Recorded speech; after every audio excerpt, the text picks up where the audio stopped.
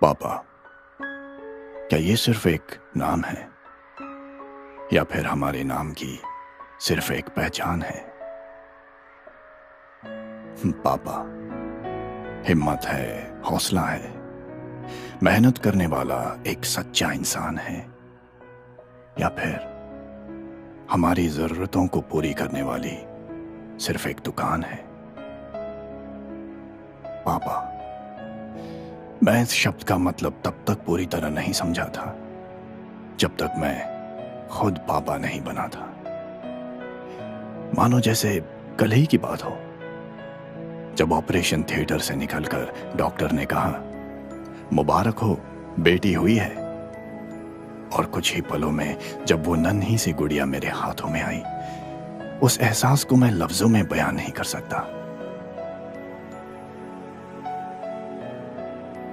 वो रात भर जागना, उसका ख्याल रखना, गोद में उठाए उसे अपने सीने पर सुलाना और उसकी जरा सी आवाज पर चौंक जाना, ये सारी बातें मुझे मेरी जिम्मेदारी का एहसास कराने लगी थी। याद है मुझे वो दिन, वो वक्त जिसका मुझे बेसब्री से इंतजार था, जब उसने मुझे पहली बार पुकारा था। सुनाई देता है वो शब्द आज भी।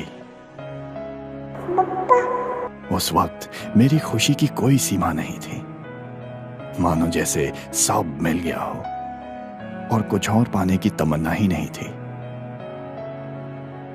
वक्त गुजरने लगा और मेरी नन्ही परी अब बड़ी होने लगी थी।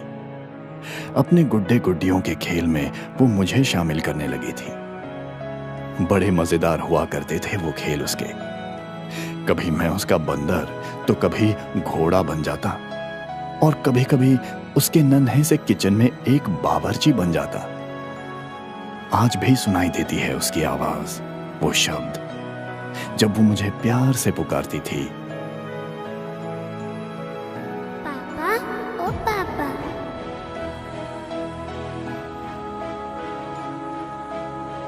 बेटा उठो, स्कूल जाने में देर हो जाएगी।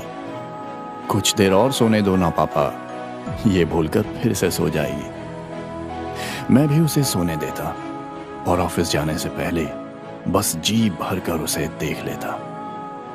उसकी बढ़ती किताबों के साथ मेरी जिम्मेदारियां भी अब बढ़ने लगी थीं, क्योंकि मेरी नन्ही गुड़िया अब पढ़ने लगी थी। आज भी सुनाई देती है वो आवाज जब फोन पर मुझे बोला करती थी, पापा, मेरी किताबें आज से ले आना।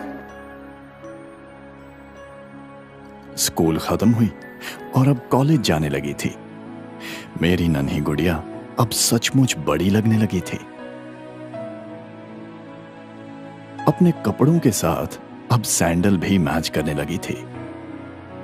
वक्त के साथ मेरी नन्ही परी की सुंदरता अब बढ़ने लगी थी। अक्सर मैं उसके नाखूनों पर नेल पेंट लगाता और आज भी वो शब्द सुनाई देते हैं जब वो मुस्कुराकर मुझे पूछा करती थी, पापा, मैं कैसी दिख रही हूँ? जायज है कि हर बाप की तरह मुझे भी उसकी शादी की फिक्र होने लगी थी, पर अपना हमसफर खुद चुनने की आजादी भी मैंने उसे दे रखी थी। उसे अच्छे संस्कार और अच्छी शिक्षा देने की मैंने पूरी कोशिश की थी। सिर्फ पापा नहीं, बल्कि एक दोस्त बनकर उसकी हमेशा सहायता की थी। आखिर वो वक्त आ ही गया जब शादी कर उसे मुझे विदाई देनी थी। अपने कलेजे के टुकड़े को अपने से हमेशा के लिए दूर जाते देखना, अपने अंदर चल रहे उस तूफान को झेलना और अपने आंसुओं को अपनी ही आंखों में रोकना, ये सिर्फ एक बाप ही कर सकता है। ये मैंने जान लिया। आज भी उसके शब्द सुनाई देते हैं, पापा, अपना ख्याल रखना, दवाई टाइम से ले लेना, मैं रोज आपको कॉल करूंगी। कुछ दिन फोन आए, फिर शायद वो भी अपने संसार में व्यस्त हो गई होगी। हाँ, त्योहारों पर मिलना होता था और नाती पोतों के साथ खेलना भी होता था। हम आस पास चाहे ना हो, पर वो सुखी है, इस बात का मुझे सुकून है। और मैं एक अच्छा पापा बना, इस बात का मुझे पूरा यकीन है। अब काफी बूढ़ा हो चुका हूं, तबीयत भी साथ छोड़ चुकी है, और इन आखिरी पलों में मेरे पास बस यही प्यारी यादें रह चुकी हैं। बड़ी प्यारी है मेरी गुड़िया, मैं उसे दिल से दुआएं देता हूं। निस्वार्थ प्यार का ये पवित्र रिश्ता हर पापा बेटी के दिलों में अनंत काल तक पनपता रहे। मेरे इन आखिरी शब्दों के साथ अब मैं भी विदाई लेता हूं।